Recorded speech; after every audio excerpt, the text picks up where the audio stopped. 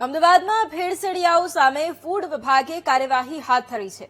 માધુપુરામાં મસાલાઓમાં ભેળસેળ કરતા વેપારીઓ સામે હવે કાર્યવાહી કરાઈ। ફૂડ વિભાગે જય માતાજી ટ્રેડર્સમાં દરોડા પાડ્યા છે।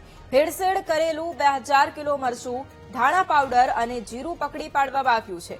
મોટી સંખ્યામાં ભેળસેળયુક્ત મસાલા પકડાતા જય માતાજી ટ્રેડર્સને સીલ કરવામાં આવ્યું છે। તો અમદાવાદમાં ભેળસેળિયાઓ સામે હવે ફૂડ વિભાગ એક્શનમાં છે અને માધુપુરામાં મસાલાઓમાં ભેળસેળ કરતા વેપારીઓ સામે પણ હવે કાર્યવાહી હાથ ધરાઈ છે। ભેળસેળ કરેલું 2000 કિલો મરચું, ધાણા પાવડર અને જીરું પકડી પાડ્યું છે અને મોટી સંખ્યામાં ભેળસેળયુક્ત મસાલા પકડાતા હવે જય માતાજી ટ્રેડર્સને સીલ કરાયું છે। અને આજ મુદ્દે સંવાદદાતા દીપક ફોન લાઈન પર છે। દીપક, અમદાવાદમાં ફૂડ વિભાગની કાર્યવાહી અને ભેળસેળિયાઓ વિરુદ્ધ ખાસા કાર્યવાહી હાથ ધરવામાં આવી છે, શું જાણકારી?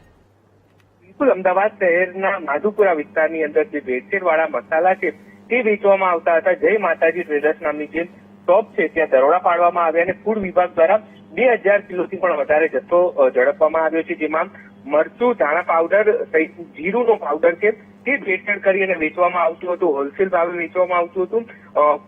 મહાનગરપાલિકાના જે ફૂડ વિભાગ છે તેના દ્વારા દરોડા પાડી અને આ જથ્થો સીલ કરવામાં આવ્યો છે। સાથે જ જે ટ્રેડર્સ જય માતાજી ટ્રેડર્સ હતું તેને પણ સીલ કરવામાં આવ્યું છે અને આગળની કાર્યવાહી હાથ ધરવામાં આવી છે। એટલે કે ક્યાંક જે માધુપુરામાંથી જે મસાલા ખરીદવામાં આવતા હતા લોકો દ્વારા અને એ ભેળસેળ આવવાને કારણે કાર્યવાહી કરવામાં આવી।